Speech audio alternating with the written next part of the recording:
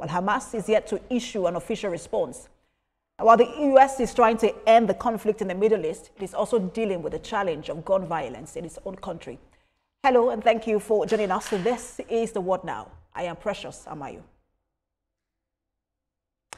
Well, let's begin from the Middle East. President Donald Trump and Israeli Prime Minister Benjamin Netanyahu held a joint press conference at the White House following their bilateral meeting on Monday. During the conference, President Trump announced the release of a peace proposal, which, according to him, has received a positive response. This afternoon, after extensive consultation with our friends and partners throughout the region, I'm formally releasing our principles for peace, which people have really liked, I must say. And these are done not just routinely done, these are done with total consideration and working with the nations that we're talking about. All of these nations have made contributions to those suggestions. I want to thank the leaders of many Arab and Muslim nations for their tremendous support in developing the proposal, along with many of our allies in Europe. Europe has been very much involved. Now, in response to President Trump's comments, Israel Prime Minister Benjamin Netanyahu said that plans are in motion to end the war while calling for the return of hostages. Graciously hosting me together, once again in the White House. As we have with many other countries. And second, I want to thank you for your friendship. We're taking a critical step towards both ending the war in Gaza and setting the stage for dramatically advancing peace in the Middle East. And I think beyond the Middle East, in very important Muslim countries. I support your plan to end the war in Gaza, which achieves our war aims. It will bring back to Israel all our hostages, dismantle Hamas's military capabilities, end its political rule, and ensure that Gaza never again poses a threat to Israel. For a clearer perspective, here is a look at President Trump's peace plan. It talks about the immediate cessation of military operations. There is also the proposal for a release within 72 hours of 20 living Israeli hostages held by Hamas and remains of those believed to be dead. There is also the mention of hundreds of detained Palestinians, remains of other Gazans to be released by Israel. Hamas is meant to lay down its arms and to have no role in governing Gaza. Once sides agree to the proposal, full aid are meant to be restored immediately and sent into Gaza Strip. The future governance of the Strip was also mentioned, and it was said it would be governed by a technocratic, apolitical Palestinian committee with oversight by an international board of peace, and then a door open for a future Palestinian state. Although Netanyahu will again ruled this out on Monday. Those are just some of the proposals in that proposed peace agreement. A global affairs analyst, Ambrose Ibuke, joins me on World Now to discuss the bilateral talks between President Trump and Prime Minister Netanyahu, as well as the peace plan released by President Trump. Good to have you join us. Good afternoon. Thank you for having me. So, Dr. Ibuke, I know that you have been following this development in the Middle East, especially between Israel and Hamas. So what do you make of this latest efforts to end the Israel-Hamas war? And then the deadline given, which is about 3 to 4 days. Well, everything that are supposed to be, each side has shown its force. Each side has licked its wounds. Each side has shown its capacity to absorb terror. On 7th of October 2023, Israel was inflicted with all kinds of terror by Hamas. And then Israel did not just sit down and wail, but continued to fight back.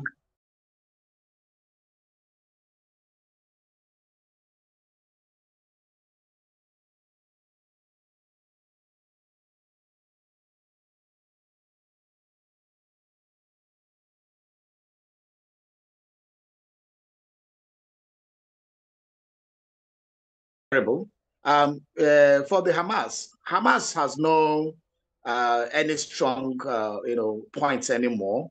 They have been decimated, largely. Their forces have been degraded. Remember how Israel, took out their leaders, Hanian, so many of them, both inside Gaza and both outside Gaza. The last one being just this September that they had to strike them in Qatar, though no casualties were recorded on the side. So they have been degraded, and then there are enablers from Iran and even the Hezbollah that was supporting them. We could see what Israel did to them with the iPad things, with the pad they did with them, blowing up tablets and other things that we're holding.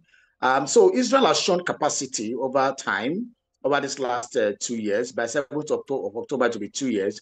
So why this is said to be in a matter of 4 days, so that by the time the second anniversary of that deadly attack on Israel on the 7th of October gets closed by Tuesday next week, they must have had a peace deal, and so that the world can celebrate their anniversary with a return to peace. And one of the sticking points I find, perhaps, or what I think will be a sticking point for Hamas, is the idea that it will no longer have control of Gaza. Gaza will now be controlled by what the U.S. president termed as a governing board, as it were, where he will be there, and then the former prime minister of the UK, Tony Blair, will also be part of it. I wonder whether that will be a sticking point, especially because Hamas may or may not want to give up control of that region. Do they have the leverage now to negotiate that? No, I mean, Hamas is down, totally down. Even the support they were getting from some other Arab countries has waned.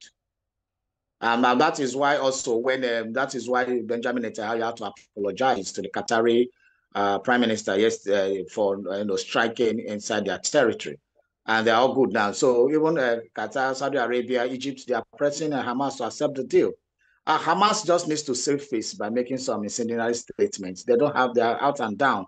Remember that Hamas has used the control of Gaza to cause a lot of havoc. Instead of Hamas to, that place was handed over to Hamas. Remember, the other side of Palestine and West Bank and some other parts of Palestine is governed by Mahmoud Abbas. And then the one that Hamas has always caused problem, they need to Gaza Strip given to them, using it as launch pad against Israel, using it to incubate terror, using it to cause all kinds of havoc in that side of the Middle East. And so the game is up actually for Hamas, and there's nothing they could do. There are two choices, which Benjamin Netanyahu, the Prime Minister of Israel, said yesterday, and backed by Trump, the President of the United States. One of it is that it's either Hamas accepts this 20-item peace deal, the simple way, save face, drop their weapon, get amnesty, and then those who want to still stay get incorporated and live normal lives. Or secondly, they are chased out, defeated, humiliated, and hunted down. So those are the two alternatives to them. So it's either you choose the peace pact or you choose the forceful part. Hamas is not in a negotiating team right now. Those things were given to them to accept so that you will look as if they're safe. So whether they accept it or not, they're out and down. So it is their best interest to accept so that there can be some kind of amnesty for them, and then they can be incorporated as normal citizens. And also, they have to agree that they will not have a stake. They're not even in a position to negotiate anything. And so they are not in a they can't leverage on anything now. The time they had to leverage had gone. They were given a long time. This time around, you raised 2 points that I wouldn't want us to lose touch of. One of them, you talked about the other part of Palestine, and then you also mentioned the apology by Prime Minister Benjamin Netanyahu to Qatar. I want to begin with the other part of the Palestinian of Palestine, and I'm wondering why. Fine, there is now they talk about the possibility of a credible pathway to Palestinian self-determination and statehood. I'm wondering why there is no talk about a unification of both Palestines in the first place, to be governed by President Mahmoud Abbas and not an international committee or board as we see now.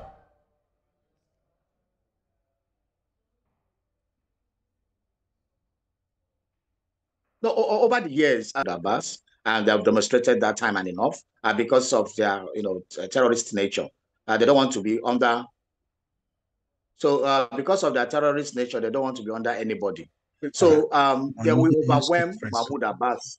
They don't want to be under him. So that is why it is good now that why they are being decimated, an independent body, will be there to actually monitor the progress. Before it is now, when they have achieved peace, you cannot talk about the unification when peace has been achieved.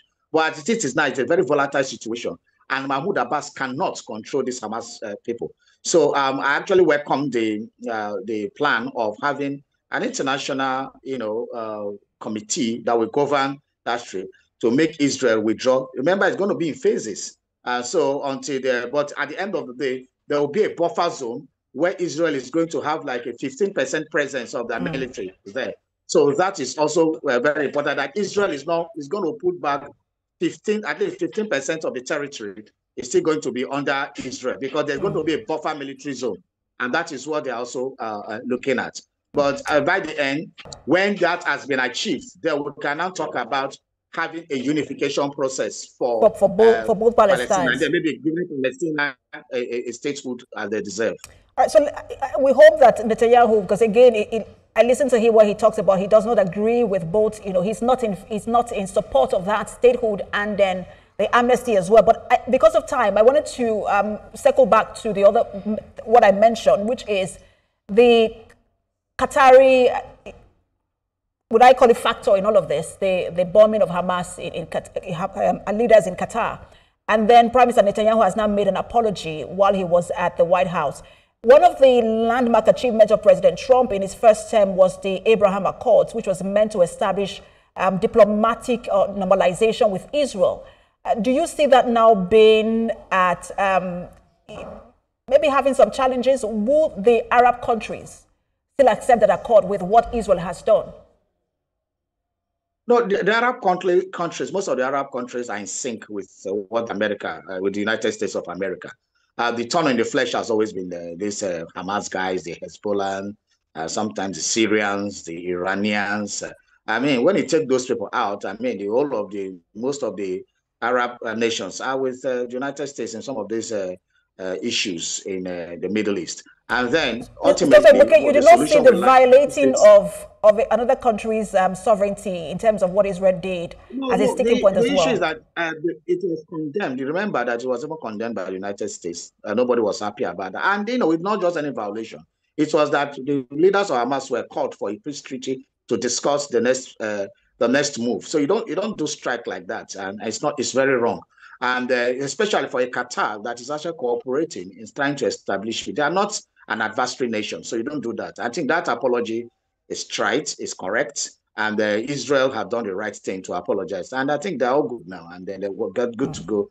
And that is why even Qatar has offered also to continue the mediation. They were part of the country that presented the peace proposal to Hamas, if you recall. So it is good to go. And then the Arab nations, most of them are actually in support of this, which they have made clear. So it's all the hearts of Hamas to take it the easy way, take it the hard way. But at the end, it's a two-state solution that will solve the problem in that part of the Middle East. Thank you so much for your time. Always a pleasure to have you on. We'll see how Hamas responds to the deal. Global Affairs Analyst, Dr. Ambrose Ibuke. Thank you. Thank you very much for having me on the show.